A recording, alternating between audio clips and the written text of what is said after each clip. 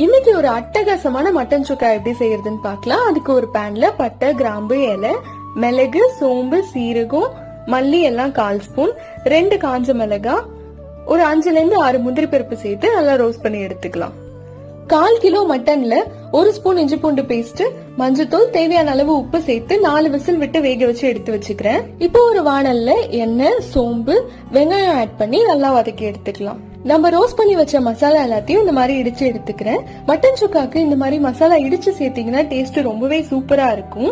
1 spoon இஞ்சி பூண்டு paste, 1 spoon அரைச்ச மசாலா, வேக வச்ச மட்டன், 1 ஸ்பூன் தனி மிளகாய் தூள், 1 டம்ளர் தண்ணி ஆட் பண்ணி எல்லாத்தையும் நல்லா மிக்ஸ் பண்ணி எடுத்துக்கலாம். ஆல்ரெடி நம்ம சேனல்ல முந்திரி மட்டன் சுக்கான்னு ஒரு ரெசிபி ஷேர் பண்ணிருக்கேன். ஃப்ரீயா இருந்தா அதையும் பாருங்க, கீழே லிங்க் தரேன்.